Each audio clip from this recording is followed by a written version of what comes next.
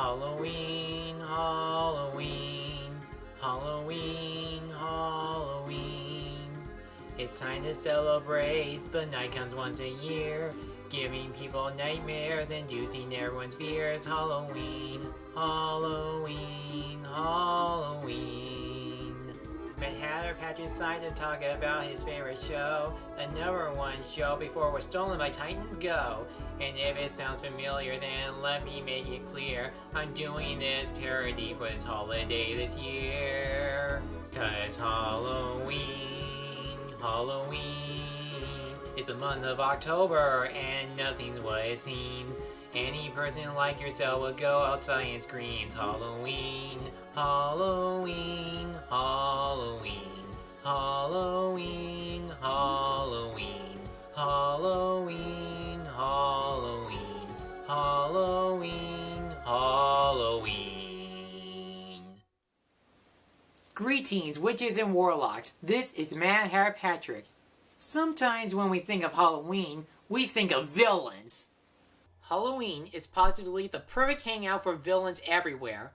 For companies like Disney and Universal Studios, they knew Halloween is the perfect time to let their evil creations roam free as they want. So I figured it makes sense to talk about the villains from Total Drama. Well, they're not as powerful as some villains I mentioned before, but these were considered love-to-hate kind of villains. I'm pretty sure before they competed on this show, they were innocent and regular people. But when they entered the game, they talk strategy and do anything to win, even if it means to tick off people. Now for this list, we're only going to look over the villains from seasons 1 through 5, plus the Redonkulous race, and I will include their performances before and after they left the game. Also, it has to be a contestant, so sadly, Chris McClane or other characters like Psycho Killers can't be on this list. And yes, there will be major spoilers, and if you don't like them, it's probably best for you to watch the show before you get on this list, but if you don't care about spoilers, enjoy the show. So let's take a look at the villains that are so evil that we love them so much, we want to get them off the island. This is the top 10 Total Drama Villains! It's our house now! It's our house now! It's the fact you can't ignore! Shut the window! Lock the door! Number 10, Eva. I know this character hasn't competed a lot on the show, but she still left an impact. In her debut, she didn't really get along with everyone due to her anger issue.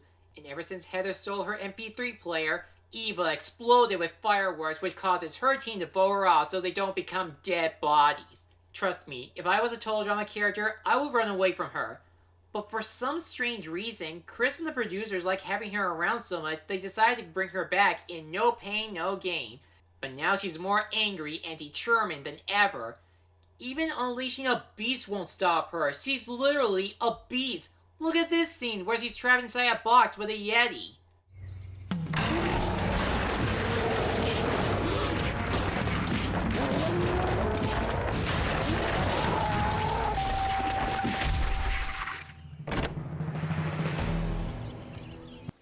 Bravo, bravo, please don't kill me! I don't know what her big deal is, but she needs to chill out. Just try not to tick her off. Ah, forget this! Number 9, Scarlett. I'm pretty sure at first viewings, nobody expected her to be a villain. They have hinted that she might be evil, and she hangs out with Max for some reason.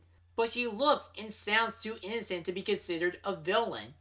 But then came the episode Scarlet Fever, where she reveals her true form. Enough nonsense, sidekick! Step away! I am not your Ah! Well, she looks different. Holy crap, it's like we're seeing a completely different character. But why? Well, ever since she competed on Pockettail Island, she's slowly starting to realize that the island is mostly artificial, so she decides to gain control of the island and use it to her advantage to win the million. In fact, she wants it so much she would let the contestants and everything else on it die just so she can get the money. I don't know what to say on how evil she is, so thank you, Scarlett. We need a whole new word on how evil you are. I I am evil!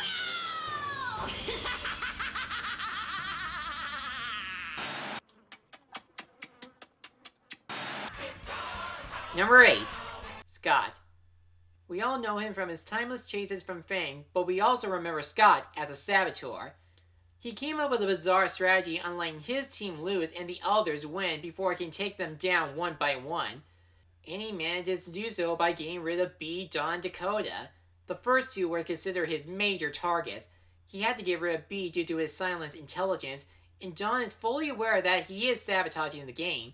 But he manages to get away with them by blaming B for not talking and framing Dawn for stealing everyone's personal belongings. But his most villainous deed was blackmailing Mike by letting Scott win immunity in exchange to keep Mike's disorder a secret from Zoe. And of course, it was Scott's own fault that Mike's evil persona, Mal, awakens from his eternal slumber. Now, I'm putting him this low on the list because he didn't do much on Total Drama All-Stars. He was just passed on as a punching bag, and I don't really care much about his relationship with Courtney. Sorry, guys. He may be a farm boy that loves to eat dirt, but there is definitely both dirt and blood all around him. All part of the plan. Is it hot in here? Number 7. Blaineley. Or we would like to call her Mildred. Blaineley is a celebrity gossip host, always looking for a juicy headline and a catfight. And that's her motive on being a villain. She wants to stir up some conflict to spice things up. After she quit Celebrity Manhunt for reasons unknown, she became the new co-host for Total Drama Aftermath since Bridget competed on World Tour. So she decides to rip apart the couple by making Jeff angry that Bridget kissed Alejandro and having her tongue stuck to a pole. Which for some odd reason, kissing a pole counts as cheating on someone. Would you kiss this pole? Enough! Despite her attempt to end their relationship, she could never end Team Gidget. But since she was unable to get her old job back, she had to figure out a way to stay on the show by releasing wild animals and sending Bridget all the way to Siberia. So Jeff decided to give her a taste of her own medicine by having her compete on World Tour. Even as a contestant, she still played a villainous role by having an illegal alliance with Jeff in order to win both the Great Wall Race and the Eating Challenge. And what's even crazier, that she was originally going to be the host of Total Drama, but she rejected the offer. She's not the gal you think she is, so let me tell you plainly, beware of Blaineley and the stick black hair between your toes. Number 6. Jose and Jock. These two are considered ice dancing champions. They win gold at everything, except for the Olympics, which they ended up getting silver. I don't want to talk about it! Jack! Silver is his least favorite color. You see, the ice dancers' goal is to win first place at everything. Even when they make it to the top 4 or higher, they do not approve. And ever since Jose accidentally carried a lava rock, which is actually a bad luck charm, they ended up coming in 4th and then last in Africa with multiple incidents. From then on, they will do whatever it takes to make it to first place, even if it means they must cheat and get rid of other threats like the server dudes, goths, and the police cadets. And then you have Jose, the most cold-blooded member of the team. Whenever she's not happy with the results, she will flip out, while her partner Jock is more of a follower, but is still loyal to her. The ice dancers might not win home the gold, but hey, 6th place isn't that bad.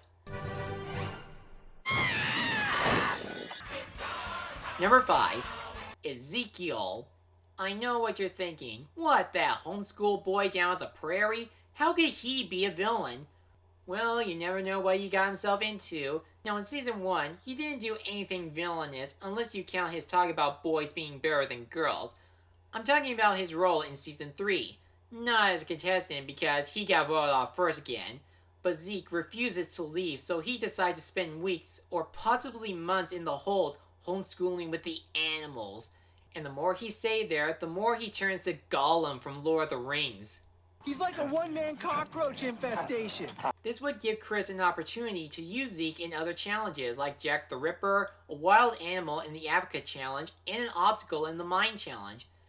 But after falling into a volcano and getting trapped in the mines, Zeke wants nothing but to end Chris's life. Which I wouldn't blame him since it's Chris's fault for what he done to him.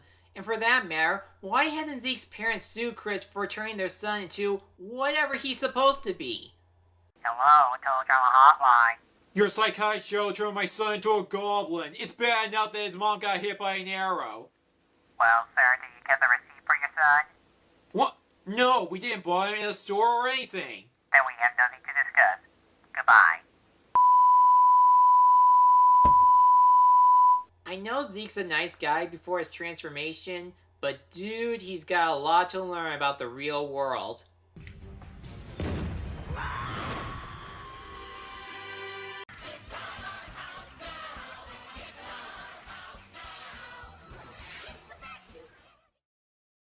Thanks for watching this video. If you enjoyed this, feel free to like, comment, and subscribe me for a new review and other project every week.